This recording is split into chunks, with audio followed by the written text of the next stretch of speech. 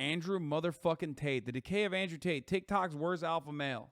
The reason I talk about women the way I do is because I hold myself to such a high standard as an individual. Because females have low IQs, right? Because women are stupid. True. What? It's fine if I do. I'm a man. They want to be me. You're the man of the day. Yeah, I'm sorry. The decay of Andrew Tate, TikTok's worst alpha male, implies the existence of TikTok's best alpha male.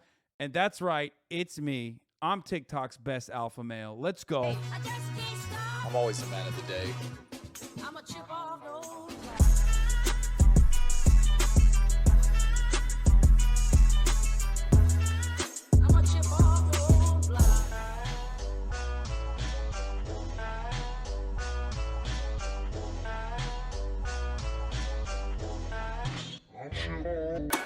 I gotta pee. I'll be back.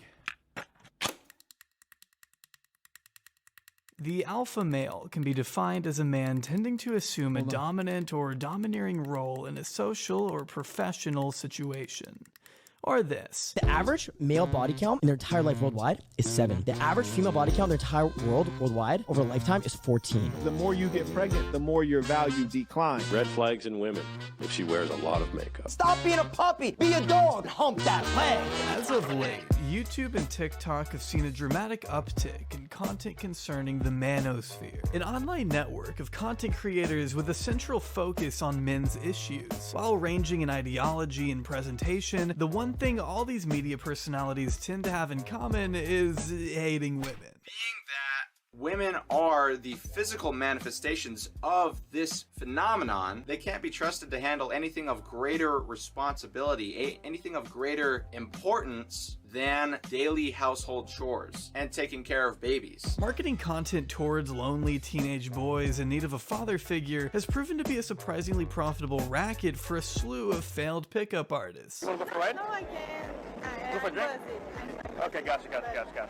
Take the Fresh and Fit podcast, for example. Comprised of Walter Weeks and Myron Gaines, the two buddies offer wise words along the lines of financial, fitness, and especially romantic advice to their audience, hoping to transform boys into men by navigating them through the treacherous world of dating, when really they just berate female guests to their face. You've definitely disqualified yourself from a large portion of the same very men that you want to attract. That's really rude.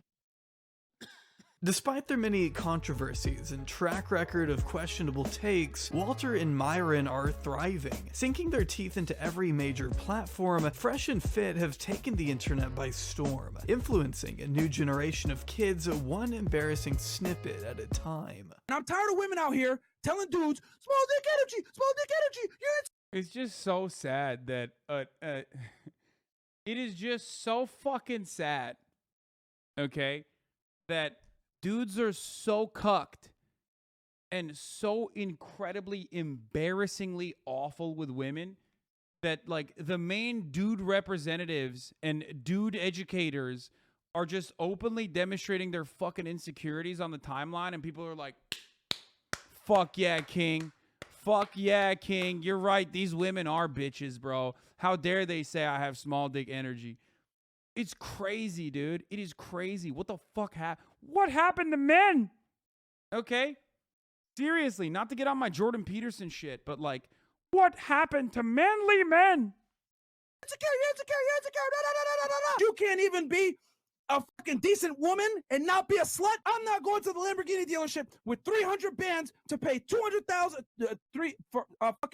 $300,000 for a Lambo with 200,000 miles on it, bro. Sure, these clips are ridiculous and they may be fun to laugh at, but they shouldn't be written off, as these warped ideas still resonate with millions of people and shape online discourse. Reinforcing decade-old perspectives, influencers adjacent to Fresh and Fit confirm the biases of their overwhelmingly male audiences, allowing these men to make sense of the terrible card they've been dealt in life by legitimizing hateful rhetoric at the expense of women. The age-old dilemma of, should I go to therapy or pay a bald millionaire thousands of dollars to legitimize my dated worldviews? A concept of which no man has benefited more than the one I'd like to explore today. The biggest pillar of the alpha male community, Andrew Cobra Tate. I see myself as superior. Spaghetti boys.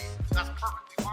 Pack a fucking bad. I always mark a disabled base. I'm not a bad person. Those people are slow and stupid. I'm fast. So I walk around my house with a Okay. This is going to be a long one, so let's go ahead and hear from today's sponsor, Bloodline Heroes of Lithis. Bloodline Heroes of Lithis is $1. Okay, I'm skipping this. Advanced. I'm too smart to read. I need to be driving a supercar and fucking fighting, fucking a bunch of hoes and champagne, going crazy. I walk into hell and the devil's like, oh, I'm gonna burn you. So you're gonna do shit. Andrew Tate is a 35-year-old kickboxer, millionaire, playboy, crypto enthusiast, sword wielder, book hater, and disgraced reality TV star turned lifestyle guru. Sitting at about 500,000 subs on YouTube, Andrew prides himself on delivering hard-hitting truths about women, business, and reality to his army of dedicated fans. I guarantee there would be less divorce, happier families, and a better society as a whole if the women could only marry the men their father says they could marry. You're a fat, ugly sack of shit. Therapy is not action. Therapy is sitting and crying and complaining. If you feel depressed, you go to the gym. While a few of his more notable posts have made the rounds on Twitter in the past, it wasn't until recent that Andrew really began to hit his stride and make a name for himself as an influencer, thanks to the help of Twitch and TikTok. With moments like these being posted left and right by a multitude of fan pages, it's no wonder the Top G has become so talked about. Have you ever seen a Chinese person working for someone who wasn't Chinese? I love this clip. Yeah. Okay. Well, long story short, I think Andrew Tate and Alex Jones are of the similar variety. Okay. Like, obviously, Alex Jones has like significantly more sustainability, traditional media backing for a very long time. But like, they would be phenomenal entertainers if we had the capacity to comprehend as a society that they're just faking it. You know what I mean? They would be brilliant performance artists if they weren't literally if they weren't the person that they are actually actively portraying themselves as. Okay? Asian viewership plummeting? Wait, what?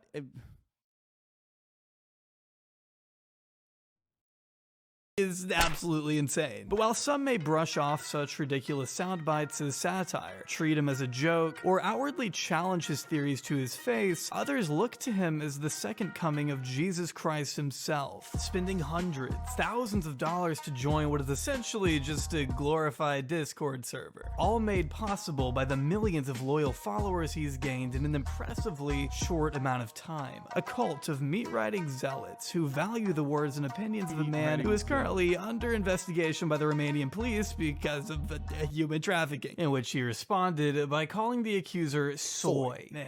But let's not get too ahead of ourselves, because after all, this is a very well-liked individual. As shocking as it may be, Andrew rates pretty high on the bald guy likability chart, at least within very specific online communities. To his critics, however, Andrew is an abomination, spearheading a socially dangerous movement, the self-proclaimed king of toxic masculinity. Whoa, whoa, whoa. There's a Hassan Piker mention in there, but no Hassan Piker critic in there. Whether he's writing depression off as a myth, questioning the legitimacy of the 2020 election results, or spouting oddly sexist observations that are just completely wrong. Well, it's been proven that the smartest people in the world are men. See, that's But I think where that's been we're running proven. some issues. That's Proven how? been By proven. By That's who? been proven. How? Read the study. It's more likely men are out there. What study? Google it. What are you yelling? I Googled, are men smarter than women? And literally every single study says there's no difference. I'm not. This is not sexist because I'm saying the most stupid. But I think people. I think it's wrong. Like, based on everything, I just think it's wrong. Like, there's like 20 okay, cool. studies that pop up. It's clear that Andrew Tate has layers. But to understand who Andrew Tate is, we must first know where he comes from. So I suggest you sit tight, strap into your Bugatti Chiron, and prepare yourself for a deep dive into pure insanity. This is my fucking world, and you exist in my world. If you don't want to play that game, shut the fuck up or I'm gonna hurt you. For those that don't know who you are, It is pretty wild when you make Dave Portnoy seem reasonable. And like, only a couple forces on this planet have been able to do that. One of them is obviously Andrew Tate. And then the other one is the Republican Party when they decided to ban abortion outright and criminalize it.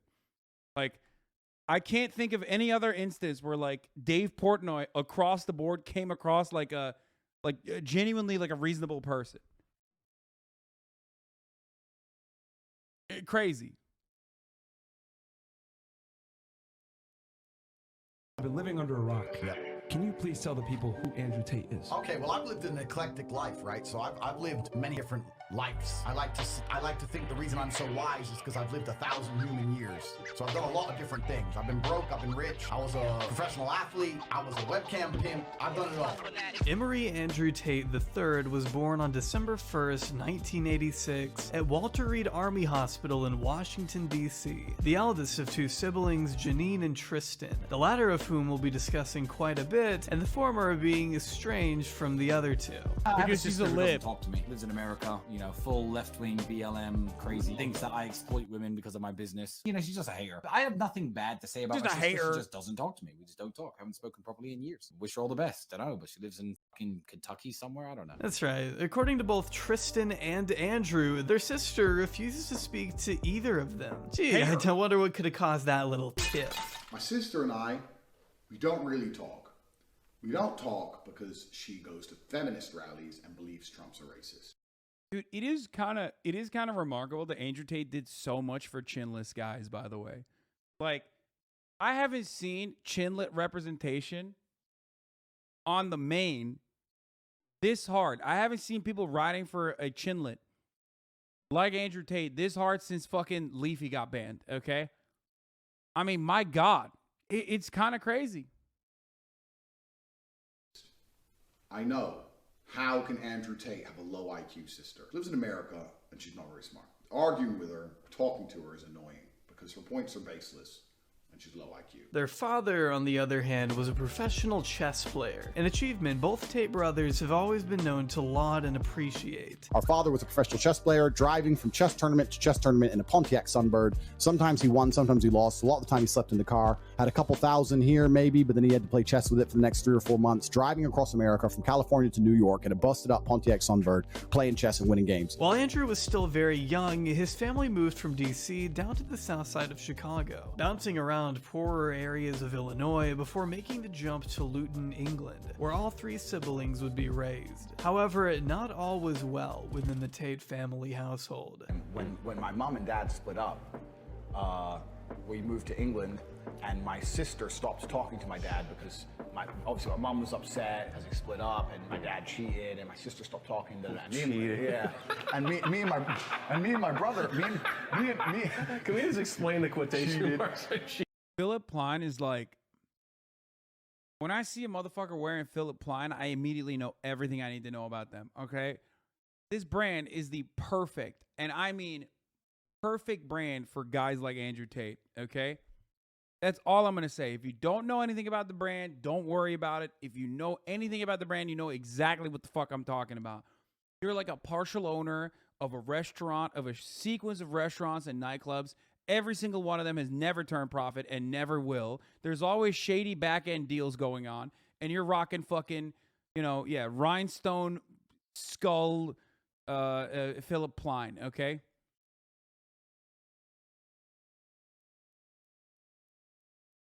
Okay, we can explain it. We'll explain cheating. Yeah. I'll come back to it in a second. I mean, she should have expected it. I mean, that's who he was. You know. He walks in the door. My mom's like, Emery, where you been? It's been 2 months. I don't know where you've been. What is this? I've gone through your clothes. There's a picture of some bitch in your da-da-da. And my dad had been home for 42 minutes, and he'd just go, sorry, son, she won't shut up. Walked out again.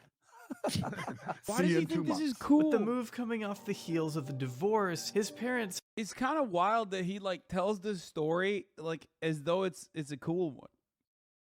Am I crazy? I feel like that's neglect. You know what I mean? I look at a story like that and I think, wow, this guy was neglected by his father. But he's like, no, my father was so fucking sick. Like, he was just like kind of awful to my mom. And I learned from that. I was like, I want to be awful to all women. Had gone their separate ways by the time Andrew was just 4 years old. It was arranged that Andrew's mother would look after the children in England, while his father stayed back in the US to compete in chess tournaments. I mean, that does explain a lot. That one way or another directly affected the trajectory of Andrew's life. I don't think I was necessarily too upset by it. You know, I was still, my father was very realistic with me, and he said, look, I'm still going to see you, but you're going to England. It is what it is. So I don't think I was particularly upset by it. I definitely wouldn't say I was traumatized by it. Oh, dude, what do you mean, brother? What the fuck? You got forced to live in England, Luton of all motherfucking places. That's like, who wouldn't be traumatized by that? You know what I mean? That's like, that is child abuse. Taking your child out of Gary, Indiana, and sending his ass over to England, I mean, that's child abuse. But it did alter my life trajectory because I lost my chess coach.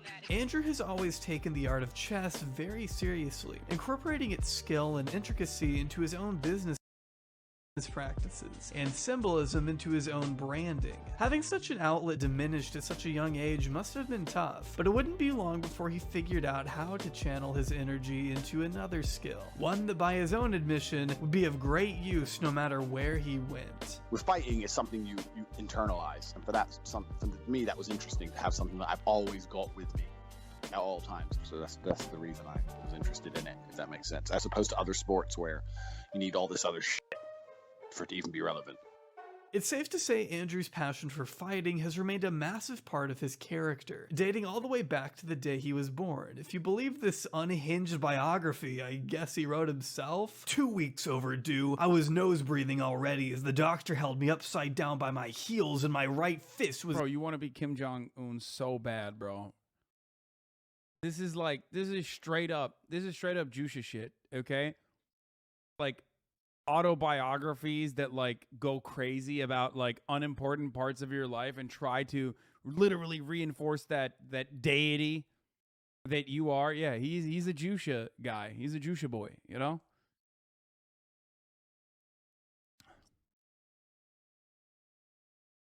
inside my mouth. Kim Jong-un is a top The G. doctor pinched Don't my forget thigh that, to get Hassan. a response, and I growled, knitting my brow and trying to crane my head up to see who had attacked me. The doctor paled, shocked at my defensive powers. I did not cry. That's awesome, man. On the side of working— To be fair, like, once again, even in that sentiment alone, there is like there is a hidden underlying element of humor. Because like as a wrestling character or as like a totally made up character, that's like a Dr. Disrespect style moment.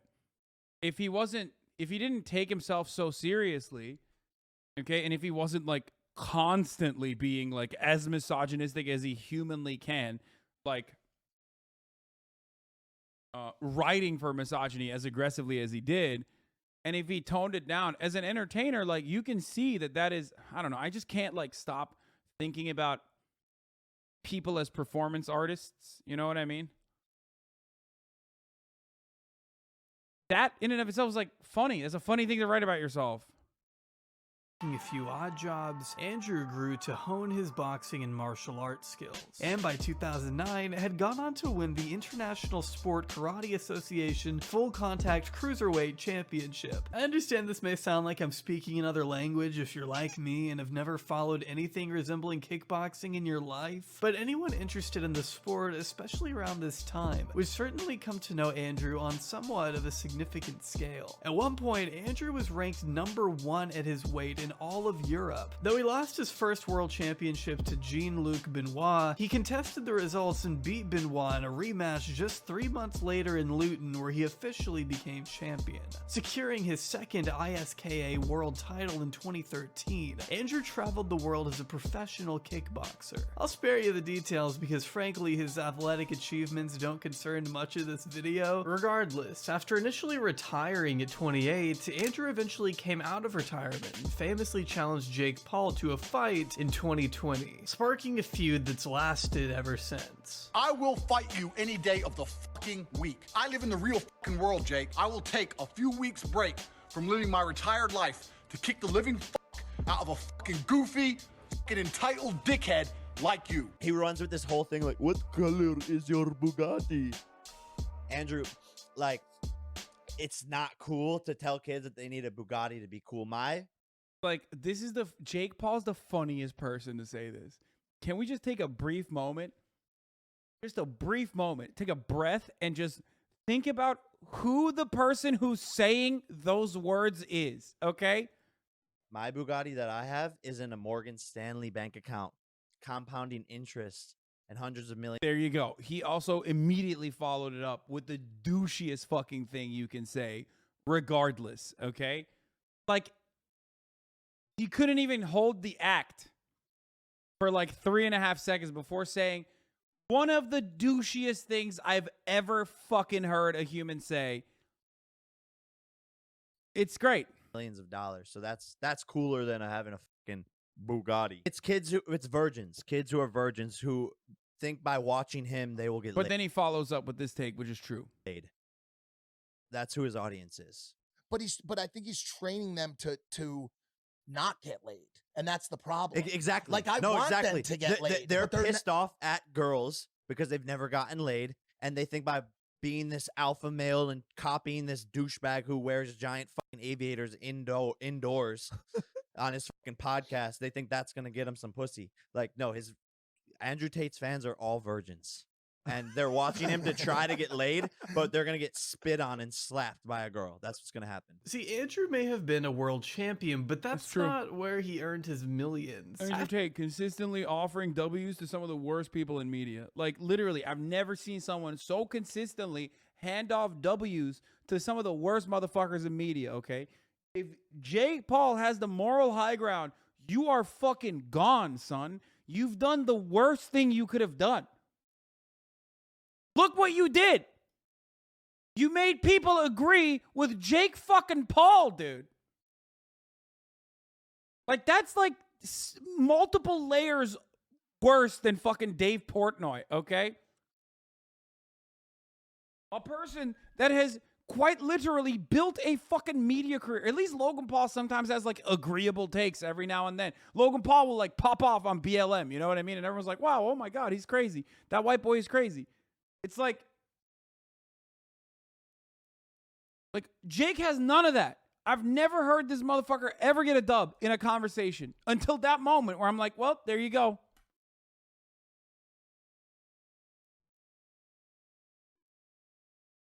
After he hung up his gloves, he needed a way to make money and occupy the time he once spent in the ring. So he continued his career in the public eye, this time by joining the 17th season of the UK's Big Brother in 2016, exerting his famous alpha male dominance over every last member of the house, by basically being too afraid to talk to anyone properly. Well, who the hell's actually nominated him? He gets on with everyone, so they're not going to understand. No, but right now, Jackson will right never... now with the dynamics that Dude, this is unhinged. Dude, British reality TV is so psychotic.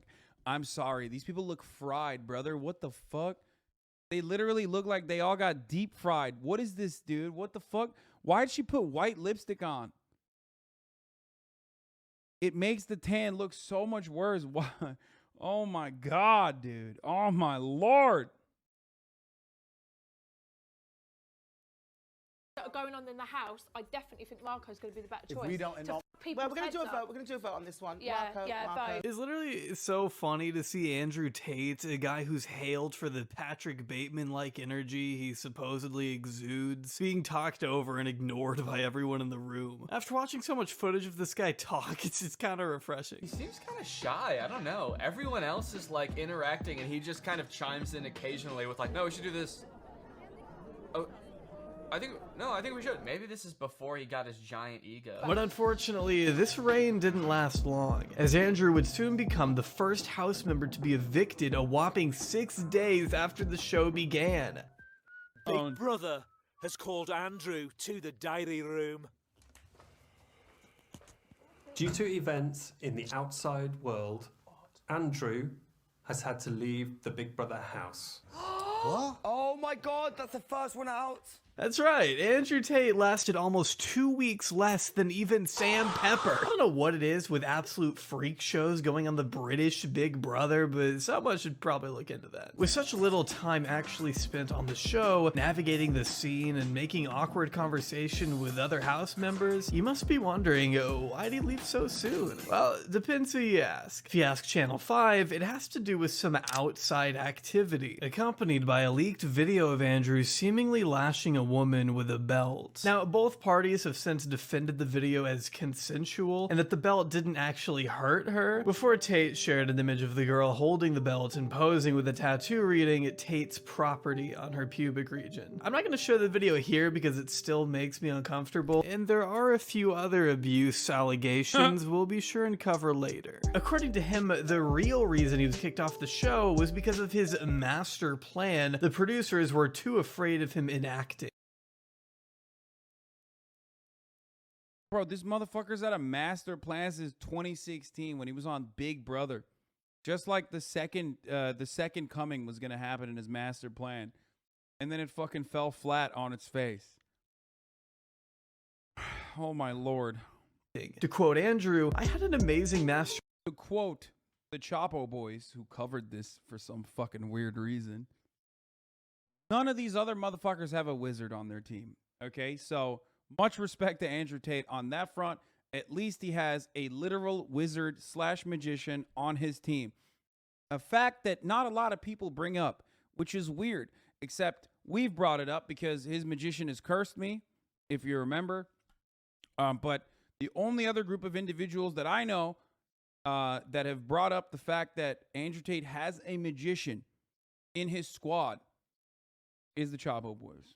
Yeah, his wizard said I was haram. But, you know, you got to respect that.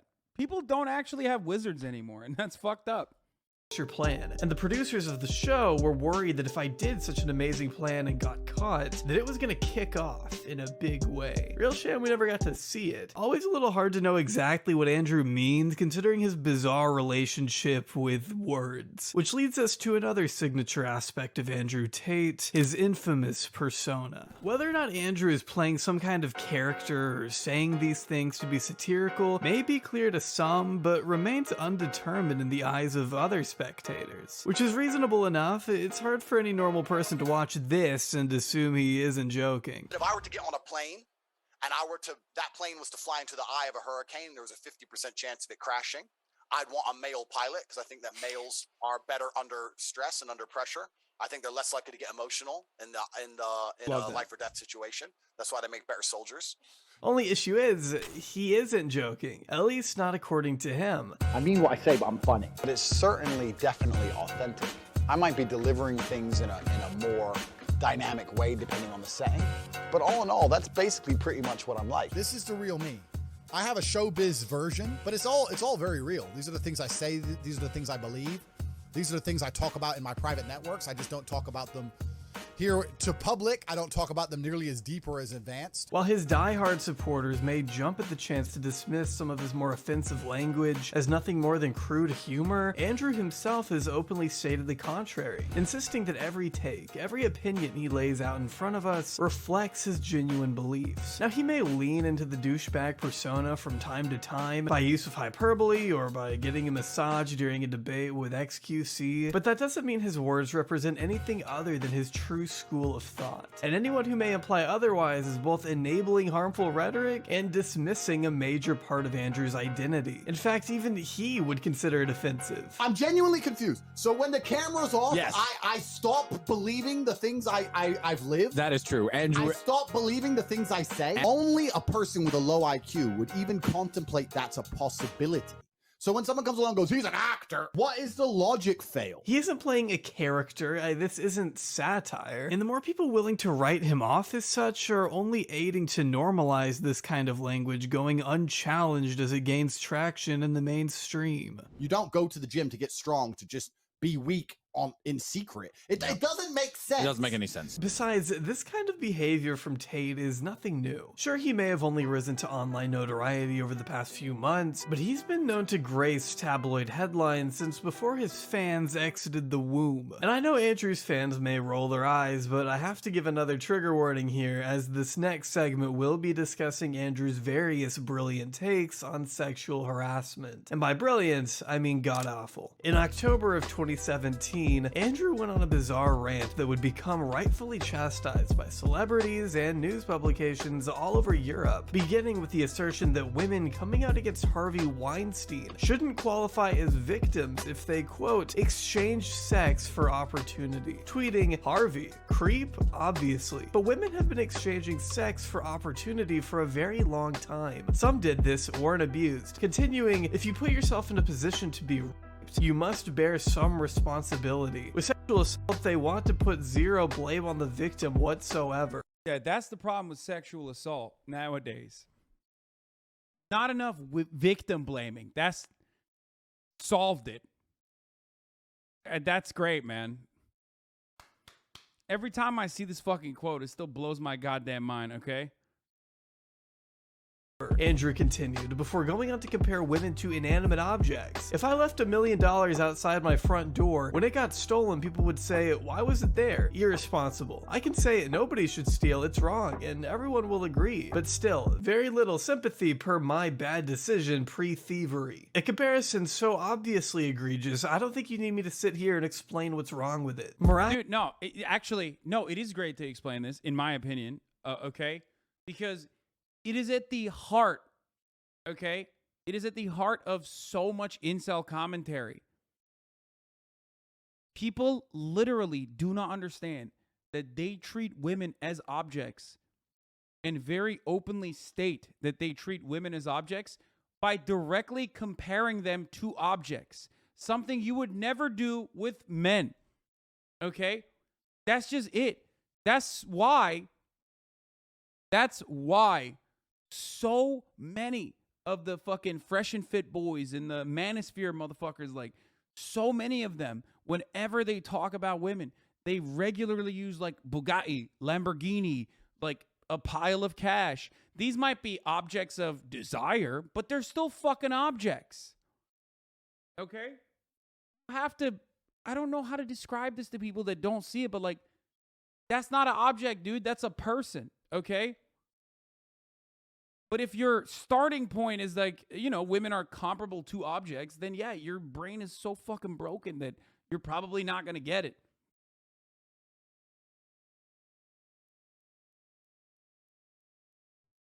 Miraculously finding a way to shift the blame away from women for a second to attack immigrants instead, all within the same unhinged stream of consciousness. While liberals scream that nobody should rape, women can walk around naked, and men shouldn't look you import waves of third world migrants, but that's a different part entirely. I'm not even sure what point he was even trying to make. No, he was saying that third world migrants are rapists. Nice.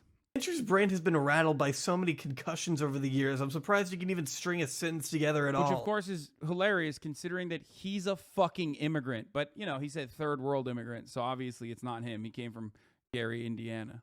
Finishing off this deranged diatribe that quite literally no one asked for, with the conclusion, pretending women are blameless and men shouldn't rape is stupid. A profound and eye-opening take that should concern you, considering this man isn't exactly the fringe ex-reality TV schmuck he once was. He's now one of the trendiest and most well-respected influencers of today. More Googled than even Mr. Beast, revered among the manosphere as a beacon of truth shining bright in a sea of woke nonsense, even as he's weaponizing child illness against a desperate father. What happened is some leftist guy got upset on my Twitter and attacked my Twitter and attacked me personally for about a good hour. I was ignoring him for about a good hour.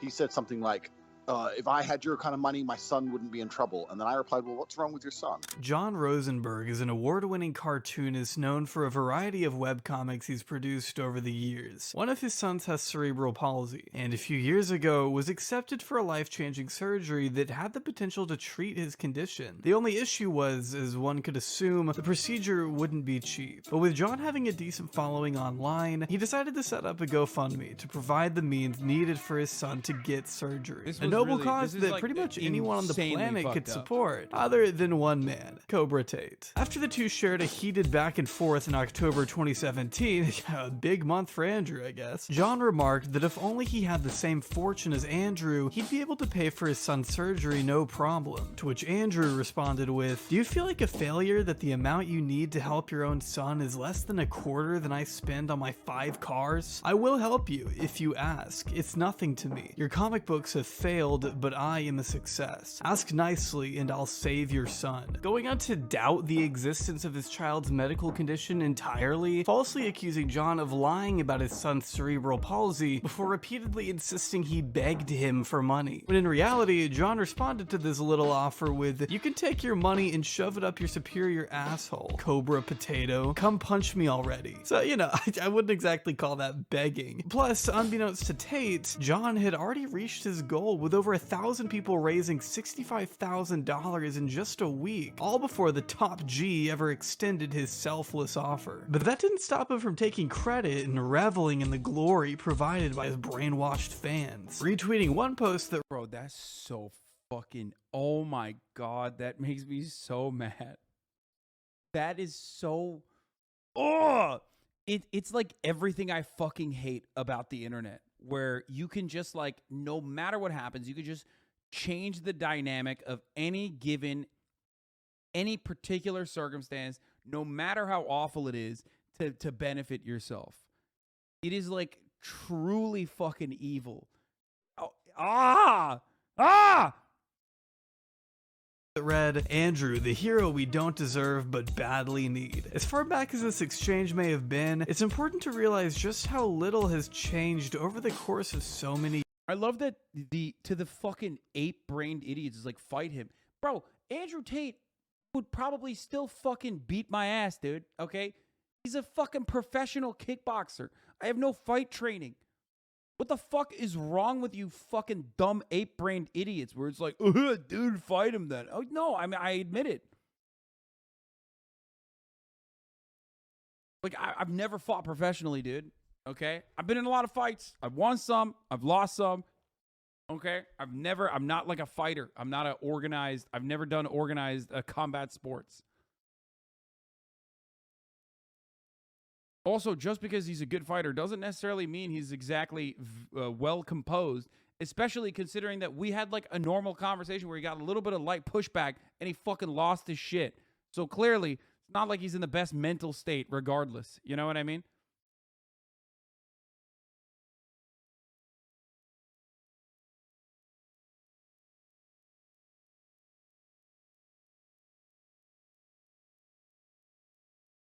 World champion in the minors, though. I think your size, a couple months of training, you fuck them up. Dude, you guys are fucking insane.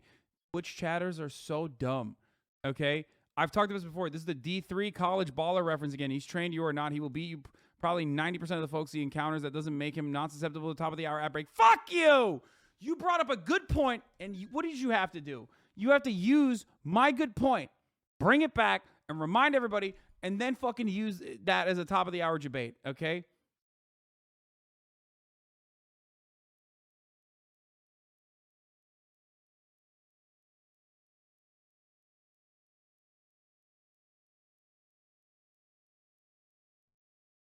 Like, the thing is, I could beat 90% of chat's asses, okay? That doesn't change anything. Like, that doesn't make me a better person, okay?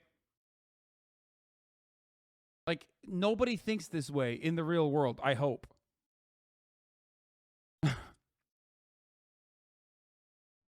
You're insane if you think that.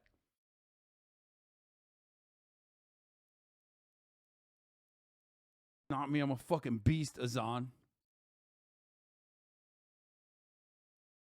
Anyway, at the top of the hour, there's a 6-second ad break. If you no longer want to see those ads, all you need to do is subscribe, which you can do for $5 or for free with the Twitch Prime by connecting your Amazon Prime account to your Twitch account. Get one free Prime subscription a month.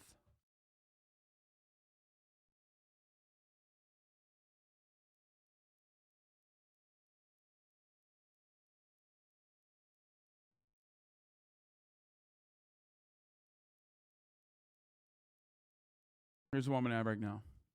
years. In 2022, Andrew Tate is just as much of a scumbag narcissist. Thank you, Transphobia-phobic, and thank you, Brenergy, for the 5 and 6 gifted subs. As he was half a decade ago. His fans rallied behind his provocative words back then, just as they do now, contributing to the harassment of a father who only wanted to provide for his family. A father taking action to help his own son is a sentiment you'd think Andrew would be able to understand, if he had even a modicum of sympathy or compassion for anyone that wasn't himself. But as evident by his views on depression, we already know that isn't the case. Haunted house, right? You have two people in two haunted houses. One believes in ghosts and one doesn't.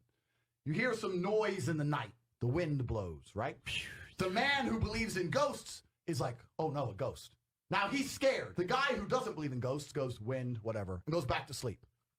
Do you understand that it's the belief that gives it power? Right. If you don't believe in ghosts, Brilliant. the ghost can't hurt you. If you don't believe in depression, you can't become depressed. And I refuse to believe in something that's going to weaken me. Why would I believe in something that's going to weaken my ability to deal with problems in life? Why would I do that? About a month prior to the GoFundMe situation Gang. and the Weinstein Gang. tangent, Andrew Tate provoked the entire internet with some pretty brash assertions, tweeting, "Depression is not something you catch from the sky. Take responsibility for yourself and your life. Push forward and it's gone." That was the greatest thing about 2017 was this fucking dickhead was like maximum getting 187 likes, okay? That's when the world was in many ways really bad, but there was one positive aspect of it, and that is that no one knew who the fuck Andrew Tate was.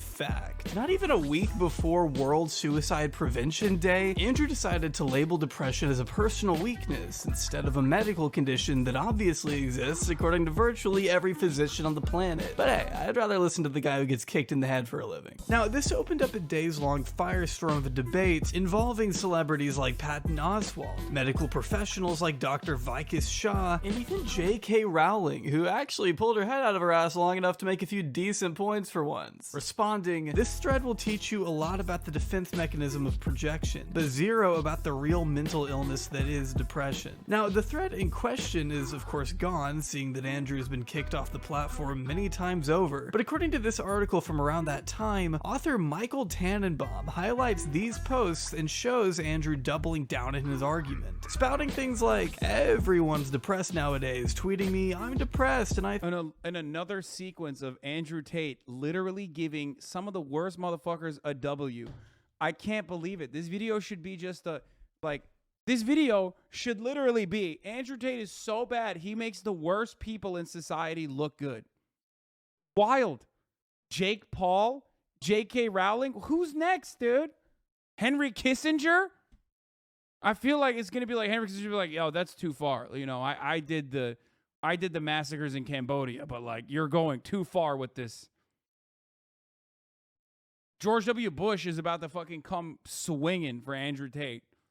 I think, wow, it must suck to lose it life that hard. Boo-hoo. Depression is overprescribed by 10,000%. Weakness is celebrated. Personal responsibility is absolved. That's the reality. The way depression is so violently defended is strange. So desperate to be unhappy and have an excuse to not change it. Very odd. Big Pharma supports the depression lie. You can't fix it yourself. Tate is crazy. It can only be cured with meds. Keep popping the pills. Since my post, I've had tons of previously and currently depressed people telling me I'm 100% correct. This is his favorite. This is the Trump style defense, by the way. One of my favorites, at least, personally. When it's like, oh, you think I'm wrong? Well, many people just told me I'm right. So guess what? Fucking own. It's literally a 14-year-old arguing, okay? It's how 14-year-olds argue. Everything he does, the real secret to this, the real secret sauce to Andrew Tate's like success is that he behaves like a 14-year-old. Okay? When you think about it, everything he does is like a kid. Like, it's like stuff that I would have done when I was a child, okay? Like, yeah, you think I don't have a girlfriend? You think I'm bitchless? That's what you're saying? Well, I have many girlfriends. One of them actually sent me this message, said that I'm actually incredibly sexy and very good in bed. Where is she? Well, she goes to a different school. Yeah, she's in Canada.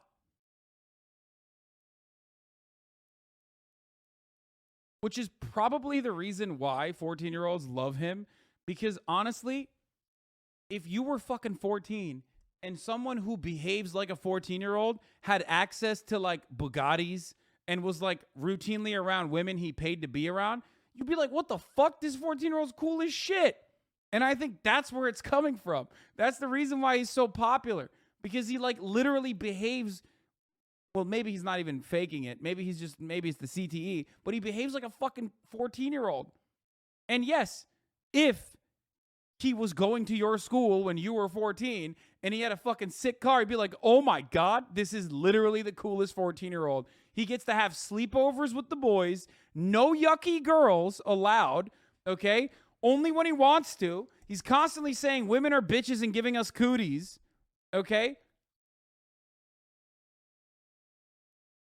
So every dude, every fucking like 10 to 14-year-old is looking up to him like, this is so fire. This is so sick. Yeah, he also says homework and reading is stupid.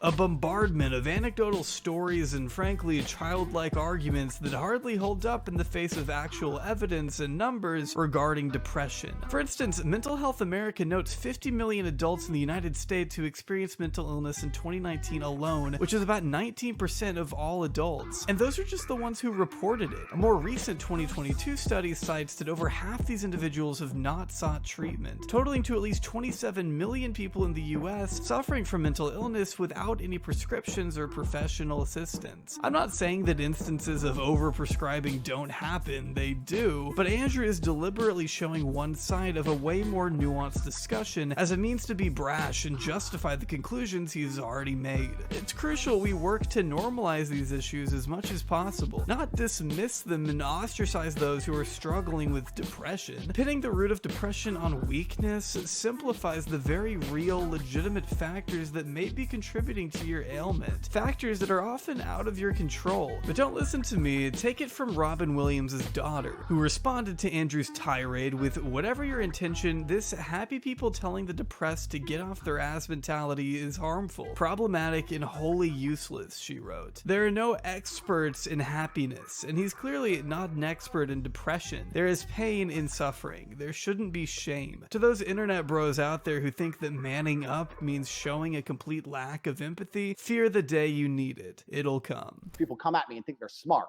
And they say, well, what about Robin Williams? He was famous. He killed himself, blah, blah, blah. Bulldog mindset? I'm losing my fucking mind, dude. Why is every like alpha male manosphere broadcast just exactly the same? Yo, what's up? Yeah, it's the alpha dog mindset coming to you right now. We're going to talk about how women are whores and divorce court is the worst thing to happen to America. It's communism. Let's ride at dawn, bulldogs.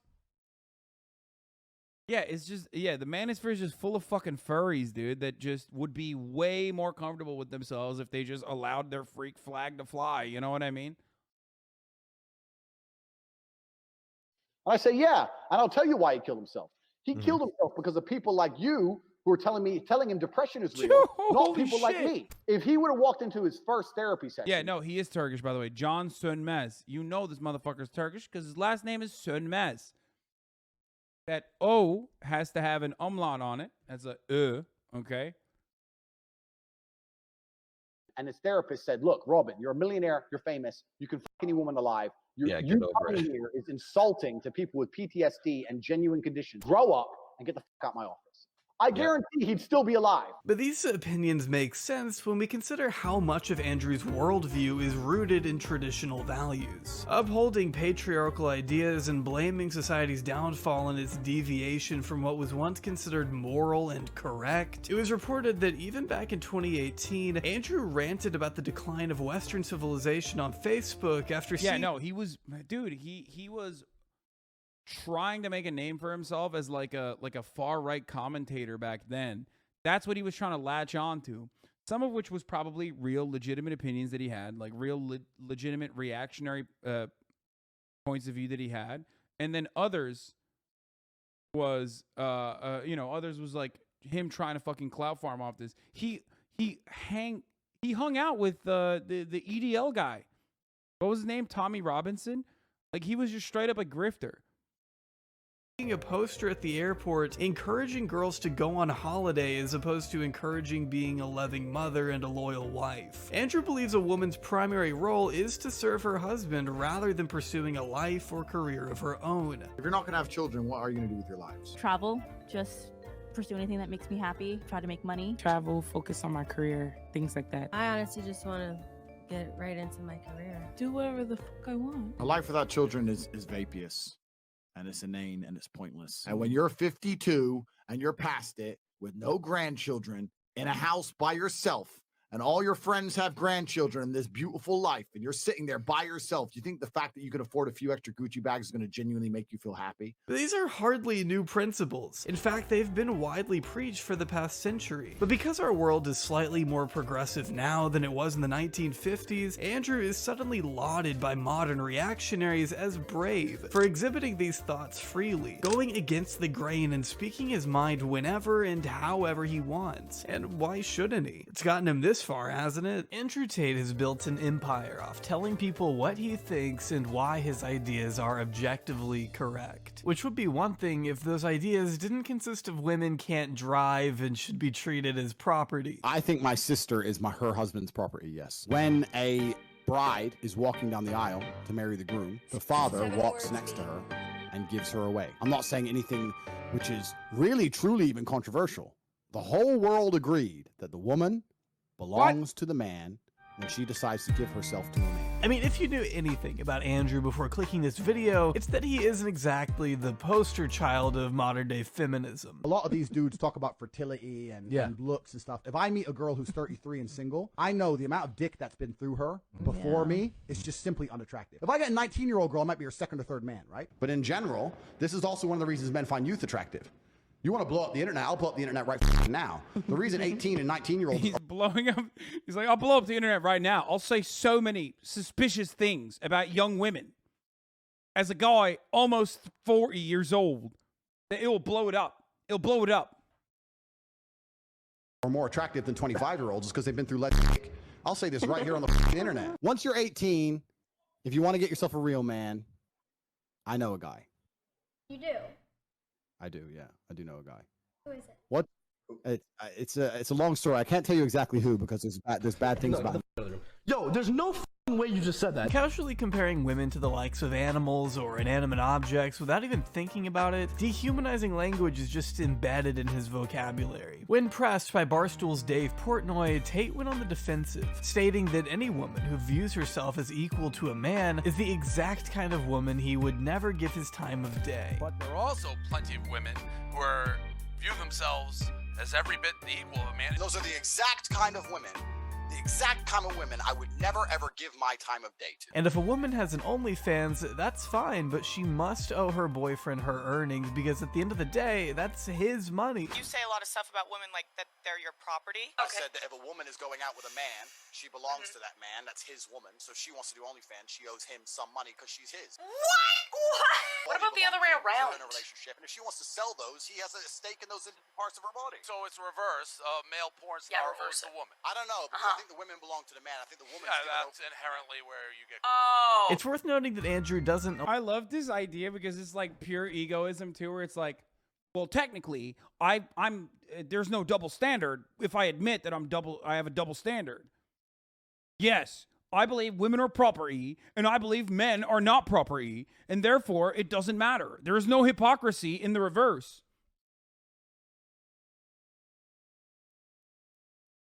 Allow his girlfriends to go to the club without him, stating in one clip, I expect absolute loyalty from my woman, he says. I ain't having my chicks talking to other dudes, liking other dudes. My chicks don't go to the club without me. They are at home. Spoken by a true secure alpha. Keep in mind, Andrew has also gone on the record to say he doesn't believe female pilots should exist on account of their inability to park a car, and that women can barely be trusted to drive because every car accident that Andrew has experienced has involved involved a woman. I guess he forgot he was also involved in those accidents, but yeah, we'll let that slide for now. Andrew's riskier takes rely more on surface-level shock value than actual facts and statistics, becoming especially clear after being demolished by Hassan Piker live on stream. I've seen some of your work as you're doing the rounds on Twitch here, and a lot of the things that you said are just generally untrue. There's no empirical evidence to back up those claims, which is why you resort to anecdotes quite frequently and say things like, oh, well, it's just common sense, right? But it's not technically common sense. My personal opinion based on my personal biases of my life experience. There is a truth, and then there is your own personal opinion backed by anecdotes from your own personal experiences. The fact that you're going on the internet, finding some study and saying that this is the truth, especially after the age of COVID and all the fucking truth we were told with that garbage, you want to sit here and say, oh, the internet said X. I'm sure the internet did. I'm talking about my personal experiences, and some people agree with me and some people do not. That is perfectly fine. Don't give a fuck if people agree with me or otherwise. People are listening to me and they're either agreeing with me or I know, but they're you're not. still wrong, and that's the problem. I disagree with you.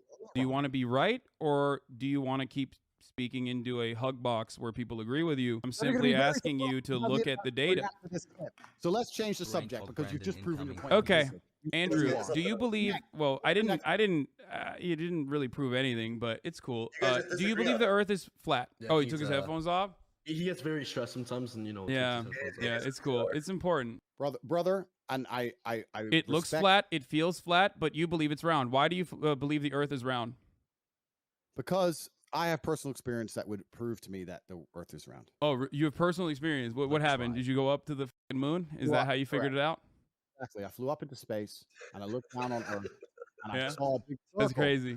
Okay, down there, you don't have looked to. down Hey, there, listen, you don't have to concede on that point, but I think you and I both understand the importance of empirical evidence in that one, right? You've ruined the stream. Everyone wants you out of it. So either change tune and get with the program and be fun, or keep sitting here and talking sarcastic and really slowly and repeating yourself and talking about how you only believe what you see on the internet because no one really gives a fuck. And it's boring. It's boring.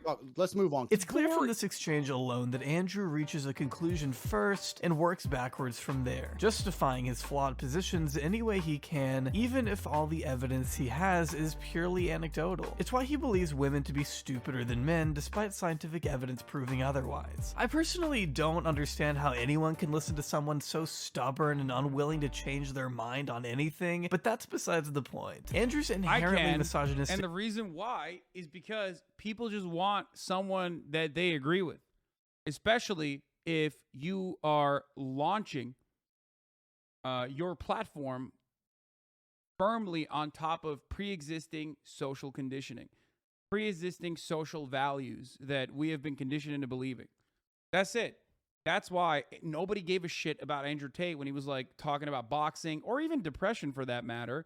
But all of a sudden, when he got on the misogyny train, boom, that fucking spaceship took off harder than Artemis did so that the astronauts could figure out that the Earth is round and not flat, because that's the only way to do that, obviously.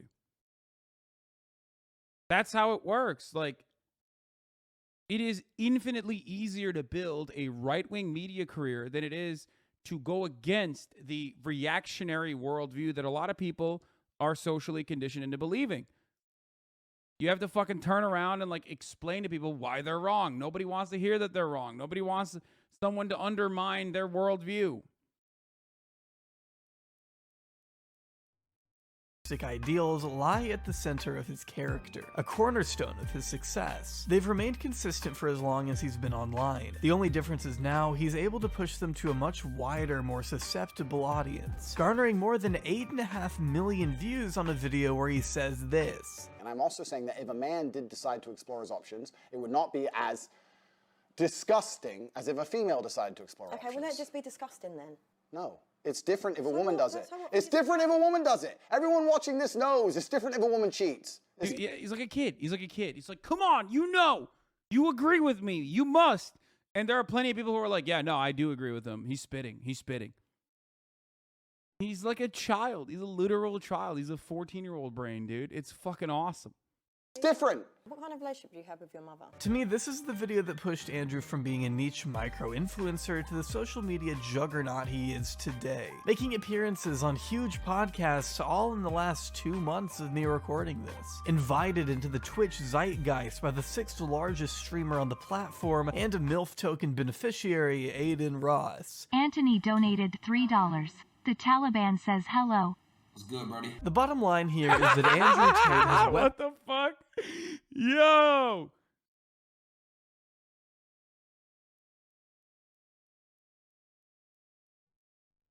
I love that.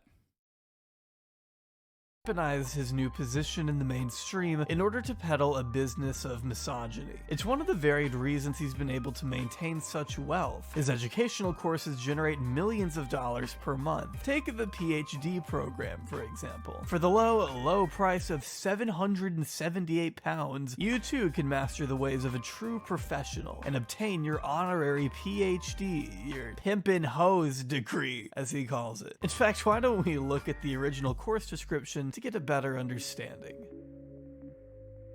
My name is Andrew Tate. I'm the most competent person on the entire planet to teach you about male-female interactions. How did I become rich? Webcam. I've been running a webcam studio for nearly a decade. I've had over 75 girls work for me, and my business model is different than 99% of webcam studio owners. Over 50% of my employees were actually my girlfriend at the time, and out of all my girlfriends, none were in the entertainment industry before they met me. I don't know if that's a flex. First thing, keeping 4 girlfriends all happy is hard work and leaves you with very little time. So you learn how to— Bro, he's literally like, what is it? For 700 pound, for 700 euro, I will teach you how to groom women. I will teach you how to sex traffic women. Course number 102, how to do sex trafficking. You steal their passports. It's key to figure out what their passports, where their passports are, so you can put them in a safe, so they can't reach the passports. How to streamline getting new good girlfriends. All women are not created equal. This is how I came up with what is now the PhD system. I learned the most time-efficient way to meet girls, get them through the dating process, get them to bed, test if they're a good girl or not, and begin the process of them falling deeper and deeper into love. That is my skill, to extremely efficiently get women to fall in love with me. That's it, and no one else on the internet is teaching this. No one. Which is a lot to lay out there. In fact, I guess it's no wonder he's since removed the subscription after it caused an uproar online. This webcam business of his has remained an area of question since it was profiled by the UK's Sunday Mirror, in which they described the Tate brothers' business as a total scam. Oh wait, except that's not the Mirror saying that. It's Andrew and Tristan themselves telling you they're running a scam. My first 2 girls who worked for me because they loved me. I love this man. Right. I am with this man. We're a team. He's going to take me from the ghetto streets to the hotel suites. Right? So we're working together. According to the Tate Bible, Andrew's own book that I read so you don't have to. By the way, GHCSD is correct. That is straight up how women get trafficked, by the way. Like, a lot of people think like, oh yeah, you know, a fucking white van rolls up and like black bags a woman and then tosses her in the van and it's like taken. That's not how it works. In a lot of instances, you have someone like this who's able to just like hook someone in, okay? Which is precisely the reason why he had to delete that, because plenty of people were like, what the fuck? That's you're describing sex trafficking people, okay?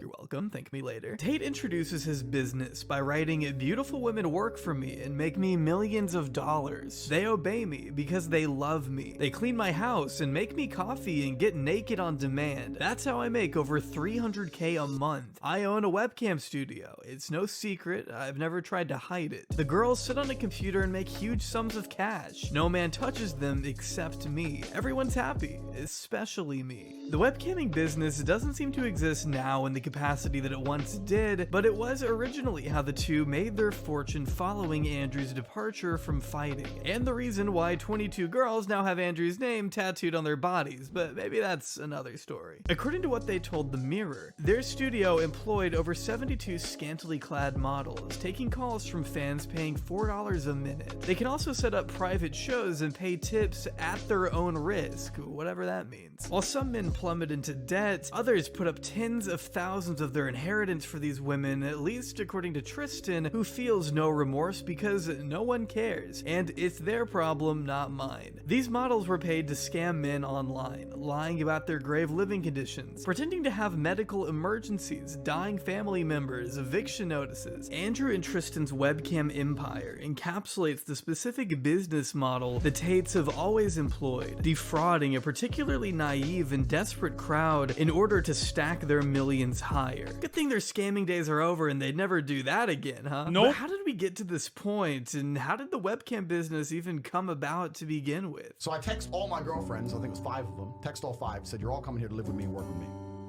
None of them knew about each other. So I put them all around the same table, and I was like, look, we're gonna start a webcam business. You're gonna stay, you're gonna live in London. I'm gonna look after you, and we're gonna get rich. We're gonna be a team. And they're all like, well, who's this? I'm like, she's my girlfriend, she's my girlfriend, she's my girl. You're all my chicks. Oh. Andrew and his brother get women. In fact, they're so secure in their sexualities, they spend pages upon pages of their book telling us about it. We were always good with women. Do you know how many girlfriends I've had? I've always been good with women. Women don't chase me for money. I've always been good. At what point are you just trying to convince yourself? I mean, just a paragraph later, he's telling us how good. This is another Hasanabi broadcast rule. If you have it, okay, you don't say you have it. If you're constantly saying you have it, you are not capable of having it, okay? No matter what it is, whether it's nukes or not. Nuclear proliferation is, of course, a Hasanabi doctrine for nation building. That's entirely separate. But if you, for example, claim you are an alpha male and you regularly say it, even though the subject matter, the alpha male concept, is already fucking fraught and fraudulent, you are not what represents an alpha male. No one is running around being like, I'm an alpha male, I'm an alpha male. Good he was at selling home improvement. He said, I have erectile dysfunction. Oh, that's a good one. Yeah. Well, you can literally make an argument about the nuke thing by talking about Israel. Israel has it. What is it? Nuclear programs and nukes in general. Does Israel say it has nukes? No, it does not. There you go.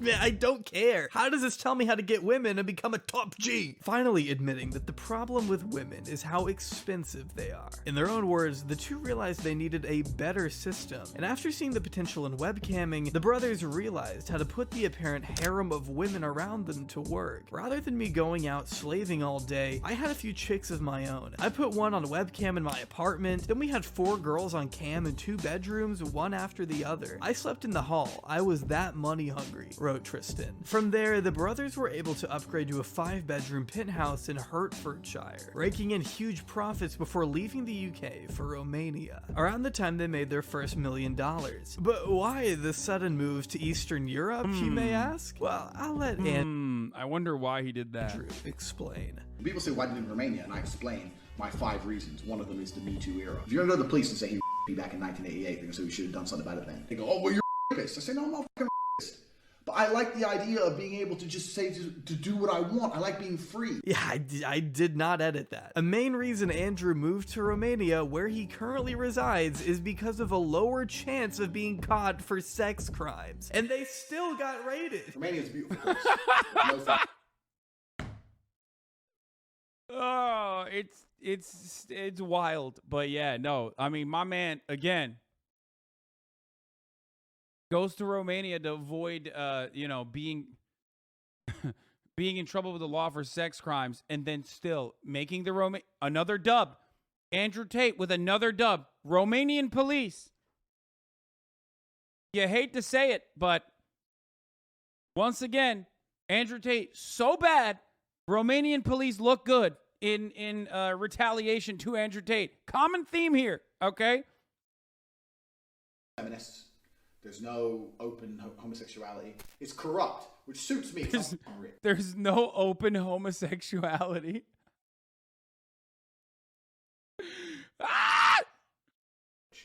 Excuse me, you were speeding. Yeah, sorry, mate. What's the... I have to pay a fine? Yes, you must pay a fine. Oh, okay, yeah, bye. Speed off. He doesn't care. I don't care. Back done. It's corrupt, which I fucking love. No immigrants and refugees. Back in 2018, it was reported that Andrew was involved in an altercation that took place at a nightclub. According to him, a man knocked his phone out of his hand at the club, and when he tried to fight back, he punched a woman by accident, breaking her jaw. And being investigated by British police for abusing another woman, Andrew had his home raided the first time and devices confiscated before being detained for 2 days in the UK, at least as outlined in The Guardian. Around the time UK police were investigating abuse allegations, Tate is understood to have left the UK for Romania. So could their sudden move to a West European country with notoriously relaxed sexual assault laws coming off the heels of an investigation by British authorities all be nothing more than a big coincidence? Of course, and I would never allege anything otherwise. You never hit a girl, right? Can't do that. But if we learned that the hard way last week. You can't hit them. But if all the other girls see me be disrespected, they're gonna lose respect for me. Facts. Right? Yep. So when she's like, I ain't cleaning that up, you get that. So I was like, look, I don't care. Got her shit out the window. So throws it out the window. Got her by her 2 arms and marched her out the door, locked the door. End of it. She went to the police. Oh shit. And told the police I hit her. When I didn't. 4 months later, I'm laying in bed. And I heard the door, boom, boom, boom, boom. Just pause for a second. I heard police. But I didn't know what it was for, right? But there's a few things I can't say in the podcast. I've lived a varied life, right? I've done some things when I had to pay the bills. Right. So I was a bit like, what's this going to be? So I flush my phone down. Okay. I just got to point something out here. This motherfucker routinely admits to crimes, like when he's flexing. So I find it additionally wild that there are still apparently some crimes he will not admit on camera, which is weird. Okay, let's continue. Down the toilet quickly. Boom. I'm coming! And they're like, you're under arrest for a suspicion of assault of this dumb hoe. And I'm like, wait, this is dumb hoe? According to them, the whole reason they started the webcam business was because of the plethora of women constantly around the house. They figured if the girls were there, they may as well monetize them. Literally how they describe it in their book. In fact, when Tristan... Also, I don't even know how you flush a phone down the toilet. I guess we're just gonna overlook that. Because, in a sequence of made up shit that Andrew Tate routinely fucking, puts out there, I'm just going to go ahead and assume that this is also made up. Tristan's girlfriend at the time refused to cam. He dumped her on the spot. He was dead set on using women to make money, and he didn't care what relationships got in the way of the bag. Just the way they discuss actual human beings with each other is insane. If any girl got quote-unquote fresh with Tristan or Andrew, they were gone. They had adopted a new, modernized way of pimping women online for profits, and they've since encouraged their audience to do the same, advising, if your girl won't wave her titties at a computer, if that girl won't do it for you to help change both of your lives, get rid of her straight away because she ain't ever gonna help you do shit.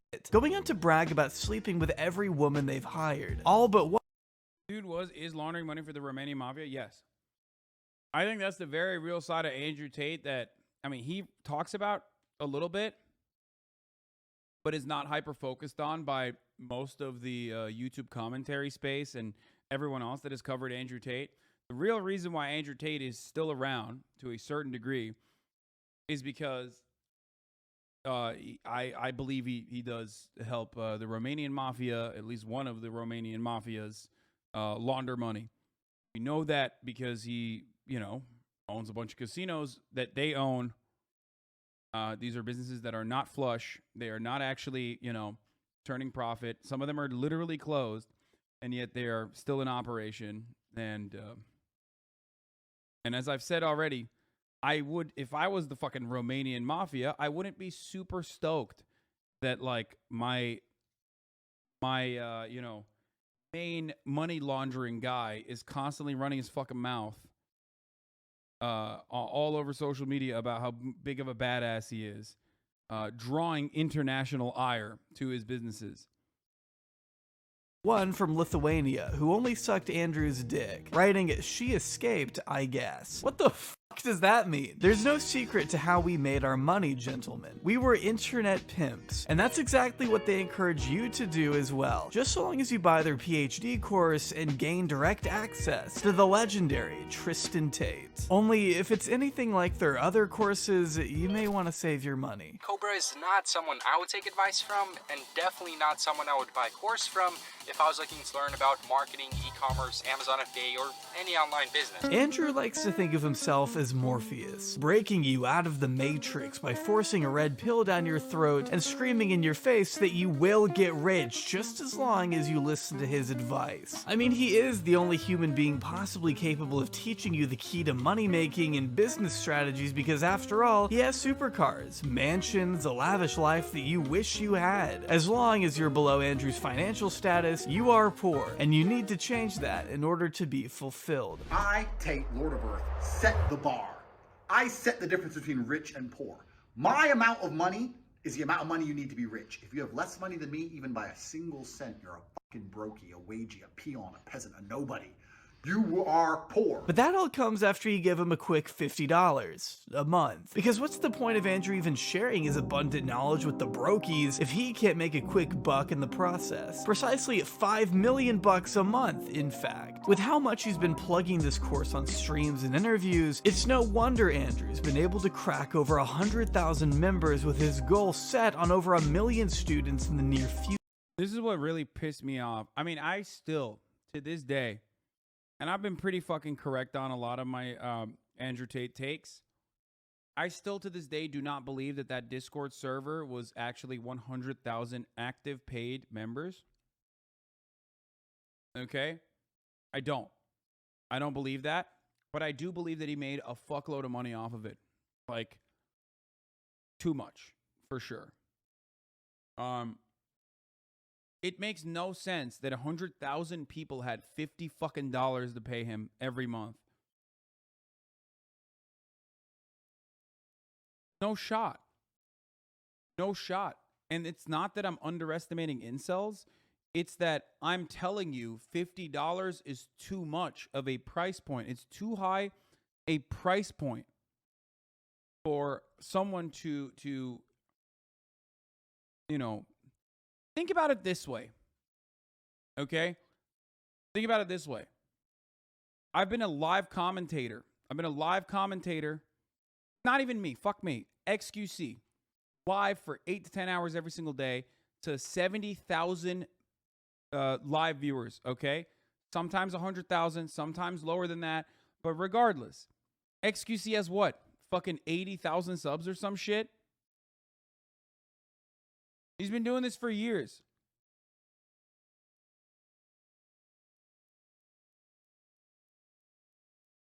And a lot of those subs come from Twitch Prime, which is free. And some of them come from direct $5 payments. Think about any other subscription service. Would you pay Netflix if it was $50 a month? Would you pay for Hulu if it was $50 a month? There's just no fucking way. $50 is so much money. It's so much money.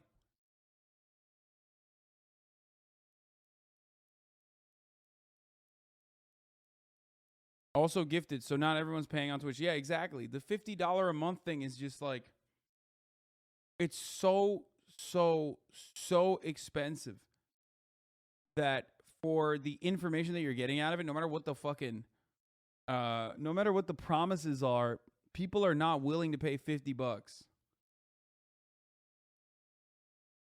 You know? No shot.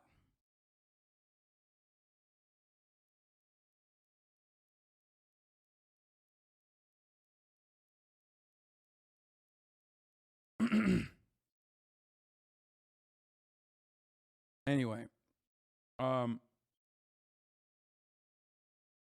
just don't think that the active users were all active users. No matter how many fucking places he went to, no matter how much he like placed himself front and center, not every single interaction with Andrew Tate was a direct conversion to his kind of like hidden Discord server, you know what I mean, in comparison to everything else. no matter how much of a multi-level marketing scheme his fucking Discord server ultimately was, the price point alone was so fucking high that it's virtually impossible for it to have been as successful. So I don't believe that. Okay? I just don't believe that. I'm sure he made a lot of money off of it. I just don't think that it was, I mean, we have no proof that all of the 100,000 Discord members were actually paying into it. Or rather, he also openly stated that they wouldn't kick off people who were no longer paying, but they would drag them into what is known as prison. So for that reason alone, you know that it's not the actual real number. But I would love to see the active users on that. Okay? I would love to see the active users on that. Future. You will never achieve anything without me.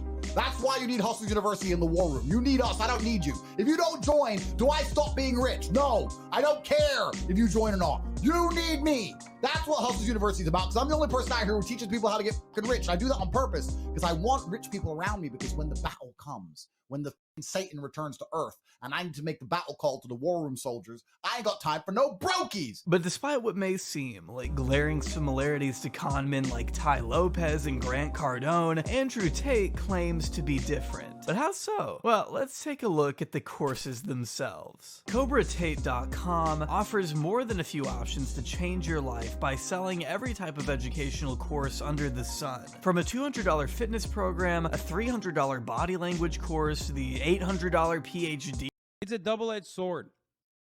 Grant Cardone, Ty Lopez, Tony Robbins, so many examples of this, okay? Deepak Chopra. There are examples of this that is like fucking legitimate, like legit con men that have been able to carve out a space for themselves in popular culture. There are examples of this on the internet as well, okay? The reason why Andrew Tate was much larger than Ty Lopez, for example, is because of the same double-edged sword of misogyny. It's also the very same reason why his success was short-lived, because Ty Lopez was at least, he wasn't smart enough to, I guess, use misogyny as a launching pad, okay? But at the same time, that gave him staying power because it didn't draw the ire of all the platforms that turned around and were like, okay, we got to ban this guy. We got to fucking deal with this. This is getting completely out of control. We just talked about, and a full manga about Andrew Tate's life, Tales of Wudon. In a previous life, I lived 5,000 human years atop Wudon Mountain. I remember every lived second. Life is competition. Competition is violence. I mean, I can't be the only one who noticed that Andrew Tate in this perfect world gave himself the hair. Regardless, one of the two biggest courses to Andrew Tate's name is The War Room, a $4,000 global network in which exemplars of individualism work to free the modern man from socially induced incarceration by, I don't know, shooting barrels and boxing each other. The War Room is everything outside of money. But the War Room will provide you with everything about the masculine imperative, the masculine life outside of money, and those things are actually far more important. Andrew is intentionally vague with what the War Room actually consists of. From the limited info we have, you gain access to a network of millionaires connected over Telegram who must prove their place in the group even after paying the pricey entrance fee. What that means exactly, I couldn't tell you. It's so secretive, the only 3 members we know of are Andrew, Tristan, and some guy named Iggy, whose main job title is Master of Spells and Shadows. Let's fucking This is what I'm gonna start calling myself from now on. He's a wizard!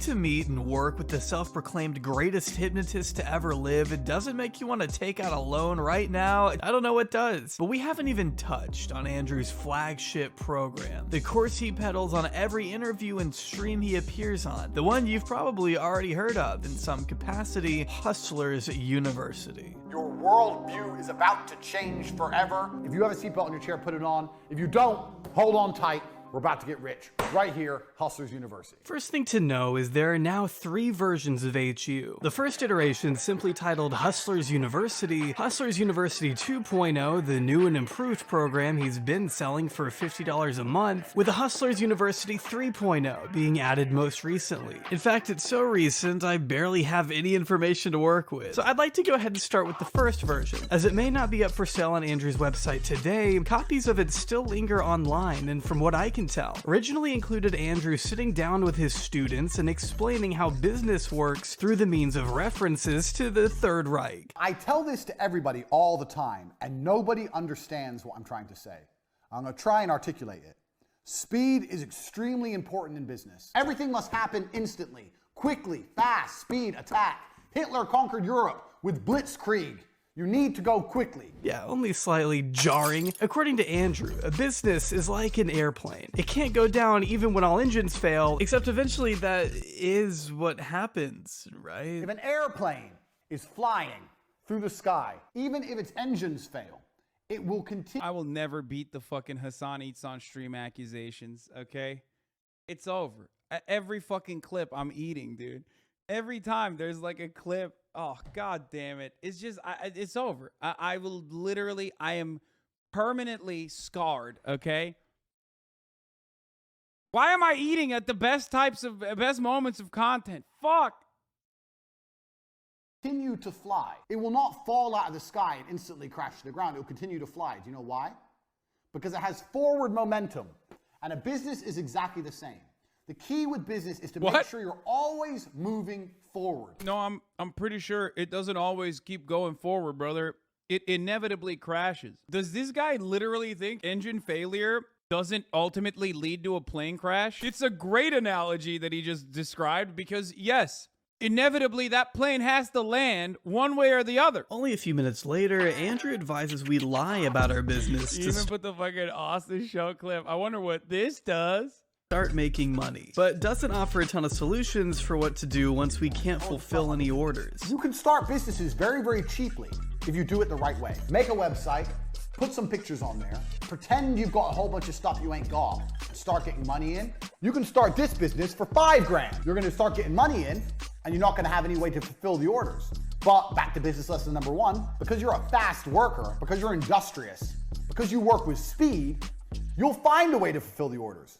Hey, listen, worst case, you give them the money back. Worst case, you refund them. He then suggests that out of 40 startups costing $5,000 each, one of them has to work. Though if you did have those kinds of funds, I have no idea why you'd be sat here listening to this guy. With $5 grand startups, you can now, for the same price as starting one company, you can now start 40 companies.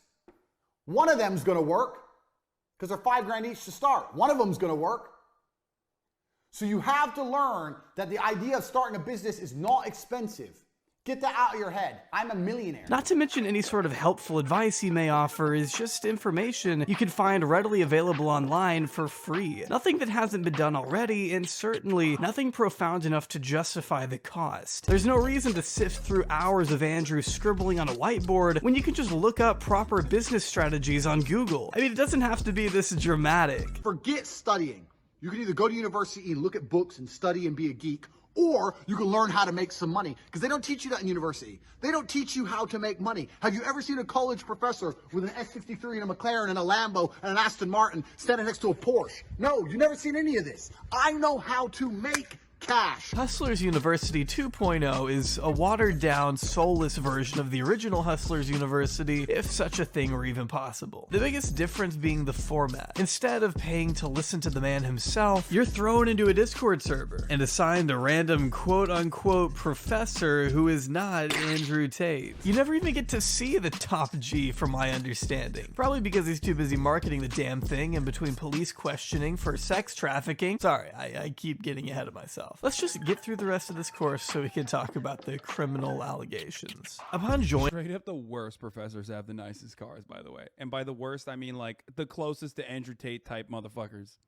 The Hustlers University 2.0 server, you're introduced to a time cash quadrant in which you decide if you're time rich— all the fucking Ivy League, the actual Hustlers University ass motherfuckers, okay? The ones that are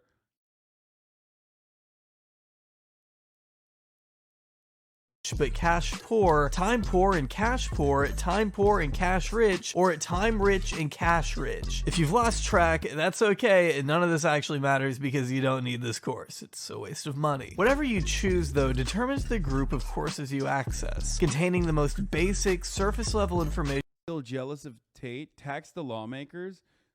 How can you have such an awesome fucking username and then have such a twisted worldview? What the fuck am I jealous of Andrew Tate for? That like, I'm so jealous that he's universally silenced by every social media platform that he had to go to fucking fake ass Rumble, dude. Yeah, the duality of tax the lawmakers. He's libertarian. That's how. Oh, yeah, I guess that makes sense. Regarding anything. Yeah, I love being canceled, so I'm just like, I'm reeling with the anger that I haven't been canceled as hard as he has been. From copywriting to drop shipping to freelancing, the instructors are there to make money and have been criticized for possessing no deeper understanding of what they're teaching. So in these chat rooms where your instructors have a fraction of the charisma of— Why do all of his fucking teachers look like CoffeeZilla with different hairstyles and different weight classes? Teaching. So in the— It's like CoffeeZilla CoffeeZilla after clenbuterol, cycling clenbuterol. These chat rooms where your instructors have a fraction— CoffeeZilla after he shaves his head and grows a beard. —of the charisma of Tate. You're supposed to— Okay, this guy doesn't look like CoffeeZilla. —commit yourself to these skill sets, which are super surface level. There was some screen recordings for the website building and Facebook ad portions, but for most of it, it was just this absolutely basic PowerPoint presentation with a voiceover behind it. And the voiceover sounded like it was done through a laptop microphone. And we never even really got to see the person behind the voice. I'm not even trolling or joking. I feel like if I hired somebody on Fiverr to make me a dropshipping course, this is exactly what I would get. What you end up doing in this course is sort of learning how to run an Amazon side hustle for Jeff Bezos. Like, no offense, you're not breaking the matrix. One of the ways students of Hustlers University have been able to make their money is through their affiliate program. I literally called this without even seeing Hustlers University courses. Like, I didn't even see a fucking single Hustlers University course. And I was like, I've seen scams like this so many times on the internet. One, it's a multi-level marketing scheme, and it definitely just teaches you cryptocurrency shit, day trading, and also drop shipping. It's the same shit. It's just they all do the same shit. Which has apparently been closed for a little while, according to them. Originally, it was to promote Tate and the course through the means of viral clips uploaded to TikTok and YouTube. So if you were wondering why Andrew was literally all over your For You page, it's because of these affiliates with an affiliate link in their bio. So we get left with an entire empire of Tate Stan accounts peddling spliced up shorts of our top G alpha king to the masses, generating millions of impressions based off how extreme he is. And you wonder why he's so successful. While 2 To be fair, it is sexist that, you know, so many multi-level marketing schemes almost like entirely target women.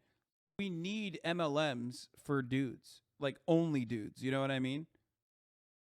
So it's good. It's good that like males have a little MLM for themselves. You know what I mean? Yeah. 2.0 might be different in the way that it's taught, the core purpose remains the same. Andrew is making money off vague promises. He's not necessarily selling how to get rich, he's selling the idea of becoming rich. If he can just get you in the door, nothing else matters. He has your money, and with over 150,000 members and counting, Andrew is able to turn a 7-figure profit each month purely off subscriptions. Dude's already had an MLM, it's called crypto. I mean, that's exactly what he's doing, so yes. That is what he's doing. Yes, for the dudes. A multi-level marketing scheme for the bros. Cryptocurrency is, of course, going to be involved. Andrew Tate does teach you cryptocurrency. Alone. And also how to groom and sex traffic a girl that is unfortunate enough to be in your vicinity. Make a couple bucks here and there, but it's ultimately benefiting him and his brother more than anyone else. To think you need to pay over $4,000 a year just to make money on the side is ridiculous. Money can be made anywhere without having to listen to these cartoony villains. Bowing down to these two geniuses in hopes that they'll make you a little money, all because they speak to your inner insecurities and validate your misogynistic tendencies, is truly one of the most embarrassing and beta things I've ever seen. If you think for a second that the guys who openly admit admitted to running a total scam of a webcam service, tricking desperate guys into pouring their life savings into their business, wouldn't do the exact same thing to their loyal, loving fans? I've got some news for you. Tell me why you joined. Your other friend said he joined. It changed his life. I'd joined love to too, know by why. the way. I can tell you why I joined too. Have you made more than you invested? Yeah, duh. So is it a good investment? Duh, I made money. I made loads. Here's a question. How are you making money? By How are you selling the making book money? or what? I don't want to. How are you making the money? Don't worry about how we're making our money. Join the program. You got to sign up to see. That's right. Bro, That's this is such a scam, brother. I joined. I was like, dad broke. I joined. That guy even broker. So I don't know what the fuck. Like what the fuck. I joined. It got broker. One of the main reasons Andrew has racked up so many new subscriptions to HU over the past month is thanks to the help of streamers and podcasters allowing him to talk up a big game on their shows. He conveys just the right amount of information without revealing too much in order to sell it, with him and his clones using cryptic language to sound more alluring. Not I want to hear it. I want to hear it. What did you do? You make it bread how? Find out. We ain't gonna give it away for free. I can't just say that. That's towards him. I can't just give out his sauce. So did you get a job or are you selling the book? What are you doing? I didn't have to get a job. So no job. Okay, so how did you do Not it? selling the book. So did you make money appear? Like what are you doing? You're saying weed? Well, if you want to find out, just join, Sign bro. up. Just sign up. That's all. You just gotta sign up, bro.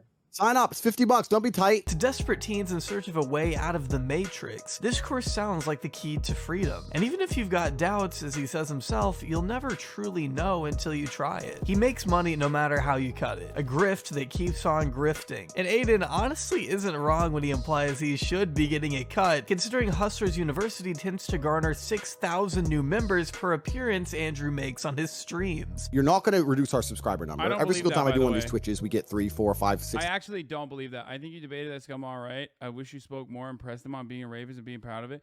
Dude, I that was gonna come. My ultimate goal was to first hit him where it hurts with the fucking entry point, because he was like, I was trying to fucking plug the holes in the dam, brother. I saw what he was doing. I saw that he went on these like massively viral Twitch streams. I knew that he was doing it specifically to fucking pump his multi-level marketing scheme. So I was trying to hit it immediately.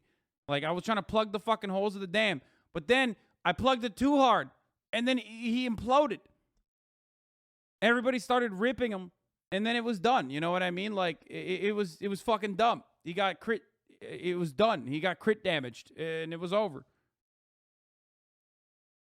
Unfortunately, I served him a little too hard, and then now I can't even fucking debate him on the rape stuff.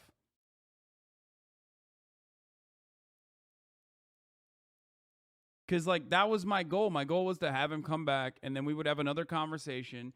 And in which case, I was going to exclusively talk about like the accusations, Romanian police, the concept of grooming, and like how he groomed women into working for him and how he openly stated it. Why did he delete the accusations, or rather admissions? Why did he delete his admission of like grooming women?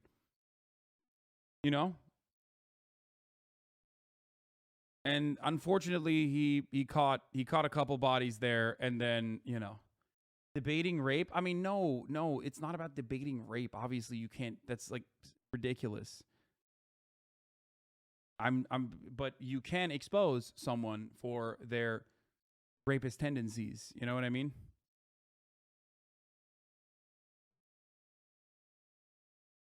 The L on Tate, yeah. 6,000 new students. Everything's going fantastic for us. Yeah, We're because just so far, yeah, no, you admit it. You admit it. This is a good way to market your product.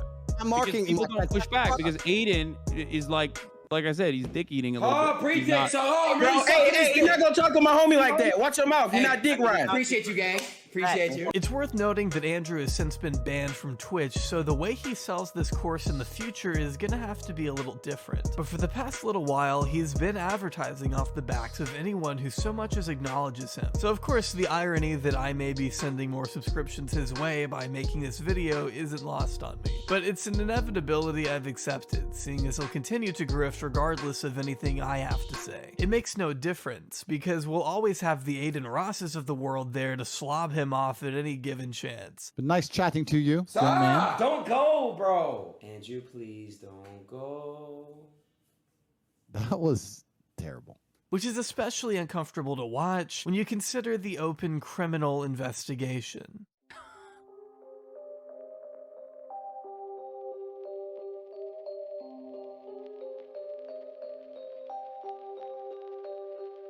On April 11th of 2022, Andrew made headlines once again when his Romanian home was raided by police in relation to a human trafficking investigation. With this particular Daily Beast article igniting the flame, journalist Will Summers wrote that the raid— Why is Aiden doing this? Because why is Aiden a person with 60K live viewers every night? Why? Because no matter how like dumb he portrays himself, and he might genuinely be dumb when it comes to like certain points of,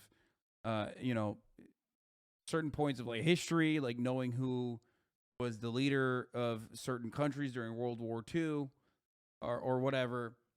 He knows content. He knows exactly how to fucking farm views.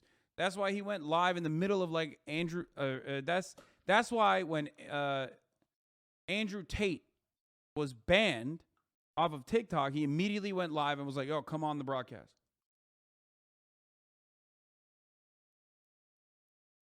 Okay? There's great content, Brand. Had been prompted by reports of an American woman being abducted and held against her will in a foreign country. A probe that escalated to include human trafficking and rape, according to Romania's Directorate for Investigating Organized Crime and Terrorism. Footage of the Tate compound being swarmed by officers in riot gear was released online, where Andrew and his brother Tristan can be seen nervously pacing around the property before being escorted into the back of a police. But he didn't act like you. He just agrees and sucks him off, though? Yeah, no shit, because he understands that Andrew Tate's going to go on his fucking broadcast and give him like 80K to 100K views. Andrew Tate's not going to come on my fucking broadcast because he knows I'm going to fucking clap him.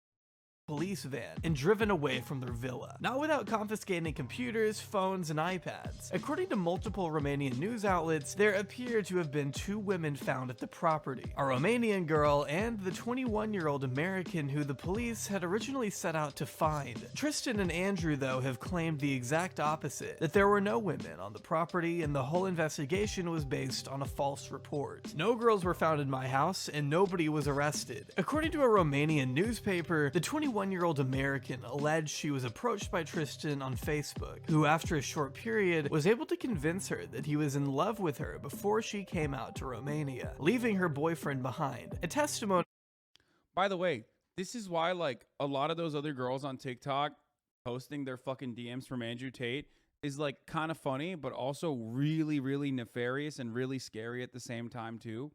Because like those girls low key survived a possible sex trafficking attempt. You get what I'm saying? Like he literally would, the more clout he had, the more the better an opportunity he has to like dupe fucking young girls all around the world to come to Romania and you know, groom them into doing sex work. Like that's the other side of that of all those girls like basically celebrating that they never responded to Andrew Tate's DMs. Like, yeah, we all joke about it, but like there's plenty of girls who did. That doesn't exactly go against the type of tactics Andrew bragged about in the PhD course, but does fly in the face of the Tate's own series of events. So her boyfriend is obviously one of these believe all females, oh my god, my girlfriend's not a hoe kind of guys. She was a She was, 1 second, she wasn't even hot. Her boyfriend, who was obviously a fan of Emergency Meeting Live, saw her Instagram stories and said, oh my god, you're at the Tate brothers' house in Romania. This was some American chick. And she went, no, I didn't want to come to this party. They made me come here and I'm not allowed to leave. She said that to her boyfriend. That's some bullshit excuse. And the next day, the police come to our house. Fully loaded. The American embassy send the cops to our house. Now, they take us to the police station. So all the pictures of me and Andrew being taken away by the police, those are real photos. And what happens is they search our house. They find no drugs. They find no women. They find no people. They find nobody. If we were caught doing the things we're accused of, where the Once again, The girl can be seen in CCTV footage going outside to pick up a pizza shortly before the raid, which in the eyes of Andrew Tate fans absolves the brothers of any wrongdoing entirely. It's as if the mere fact that they aren't rotting away in a jail cell is enough evidence of their innocence for some people. But those people may be forgetting the many times Andrew has bragged about paying off Romanian police, claiming he has the money and influence to tell the police to f*** off. After all, it is 40% of the reason. Bro, it's so sad that you resort to spreading lies about the top G Andrew Tate just because he destroyed you in your guys' little discussion and make you look dumb, bro. Just get over it. I think that's the one time where, like, universally, pretty much everyone, including my fucking haters, agreed that Andrew Tate, my interlocutor, looked like a silly clown. He does have the capacity to straight up make people look good across the board. So for that, I thank him. I am grateful. Like, even motherfuckers who are like, I absolutely despise. Like, despise Hassan was like, but I gotta hand it to him.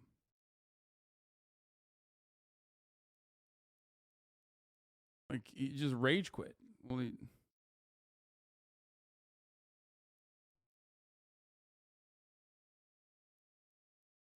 know. And they even moved out there. So the fact they aren't currently in jail doesn't hold a ton of value to me. I'd rather listen to the actual mother of the Romanian girl allegedly found at the compound, who insists Tristan preyed on her daughter's naivete to bring her out to the house in the first place. Unrelated, but while we're on the topic of Andrew's history with women, one lesser talked about video of Andrew from an unspecified date has drawn a fair amount of concern in light of the new human trafficking allegations, where we see Andrew verbally berating a woman and making her show off the bruises he gave her. Because I can't show it here, I'll just recite this transcript. And of course, I do have to give a trigger warning for abusive language. What are you moaning about, woman? Bruises. Bruises? Why? Because I've been beaten. Beaten with what? With what? Your hand. Because you're a jerk. Show me the bruises. 1, 2, 3. I have an idea. Do you want to know my idea? The girl then walks away and locks a door, to which Tate yells, "Oh yeah, lock that door, you f***. You knew I was going to beat the f*** out of you. If you behaved, I wouldn't have to hit you." Just more non-concerning stuff from the guy who's publicly said this. But despite all the bans and allegations and news coverage, criminal investigations, Andrew Tate is still revered as an icon, idolized by both fans and fellow like-minded grifters. It's important to note that over the past few years, Andrew has connected with a handful of infamous right-leaning pundits and online personalities, brushing elbows with January 6th Stop, dude. right-leaning Come pundits and on, online dude, personalities. what? Brushing elbows. Are you fucking kidding, dude? I was not there. I was not there on January 6th.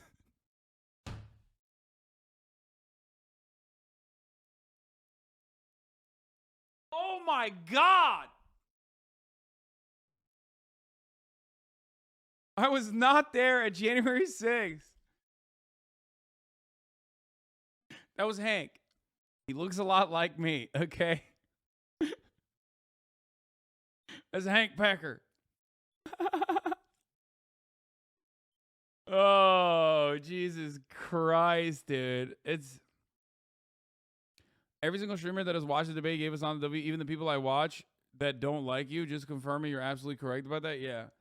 Elbows with January 6 organizer Ali Alexander and conservative pundit Jack Posobiec, a known conspiracy theorist with a track record of making unsubstantiated claims for the sake of pushing a radical agenda. Andrew has also seen praise from professional liar Mike Cernovich, a man so infamous for his misogyny and plethora of violent language against women, I can't even read some. To be fair, like, Mike Cernovich has also, just like Andrew Tate, talking about the merits of, like, violently sexually abusing your female partner. So of these out loud. Another figure often brought up when discussing Andrew's political affiliations is Paul Joseph Watson. When he isn't vomiting out anti-immigration rhetoric to an army of neo-skinheads, Paul has been known to pal around with Andrew Tate on more than...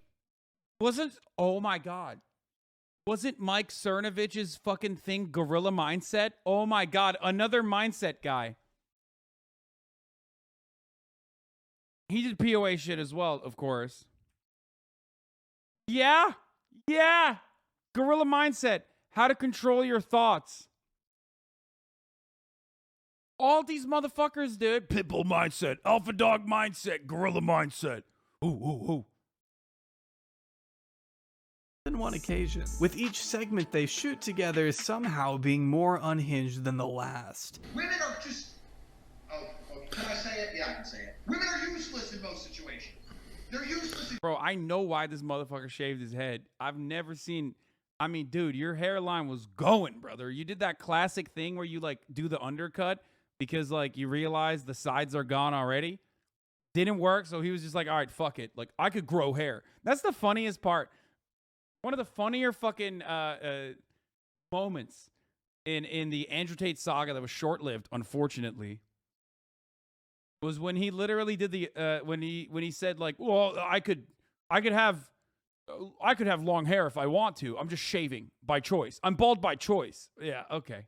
Combat situations are useless in any kind of physical situation, but they want to walk around, take all my attention, expect me to buy them drinks and buy them dinner, and then not have sex with me and call me their friend. I don't see the benefit in any of it. Andrew has also been chastised for his ties with UK anti-Islam activist Stephen Yaxley Lennon, or Tommy Robinson, describing him as a solid guy with a good heart. According to a recent Guardian article, Andrew had the police I didn't read all that, and I'm not.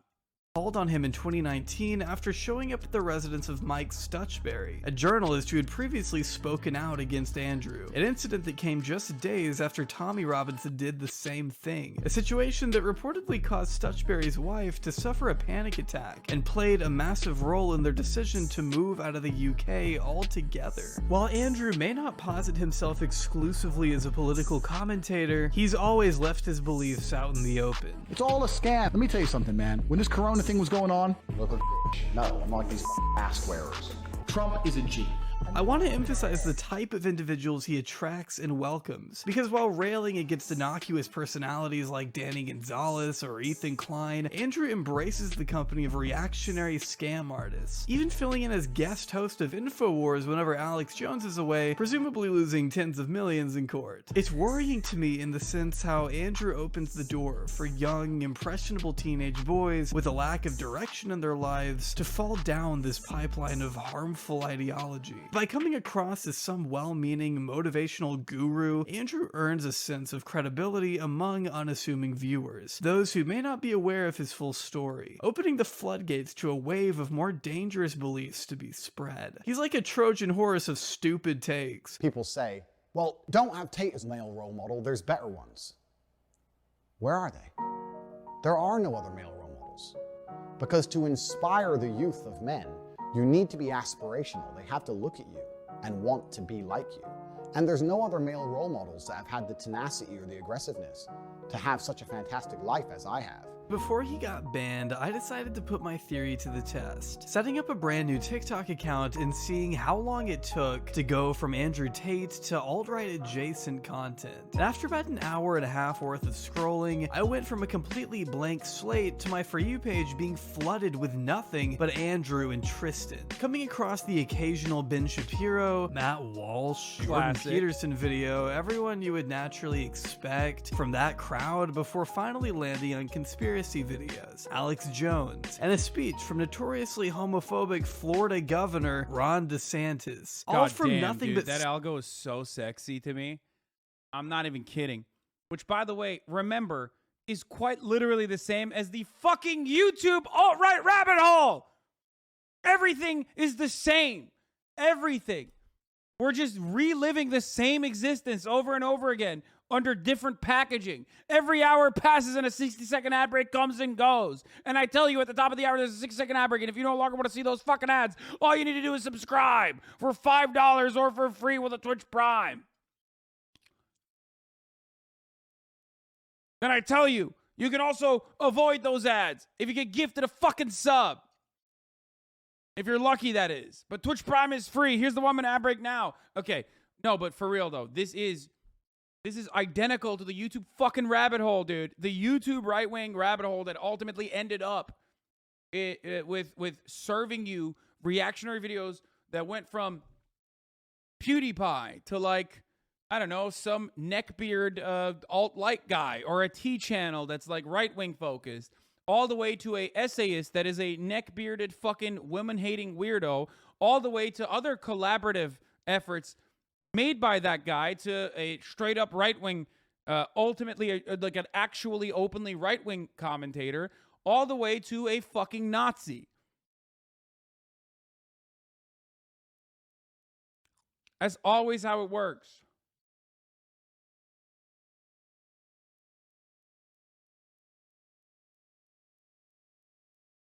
Sigma male edits of Andrew Tate with Subway Surfers graphics, confirming the existence of a pipeline that Andrew was very much a part of, at least before TikTok completely nuked his accounts, along with YouTube, Twitch, and Instagram. Upon the Yeah, it's 2015, 2016 YouTube. We're in our 2015, 2016 YouTube era. But at least we have, listen, at least we have like larger, more prominent voices in these spaces that never existed. You know what I mean? At least there's like a somewhat of a way. Now, obviously, ultimately, it doesn't matter. We're just like individual content creators. It doesn't fucking matter. But at least like there's a little bit of pushback this time around. So that's good. And that never really existed. In the, like there was no safe space. There was no place where you could feel like, there were like-minded individuals on the internet. And a lot of people got trapped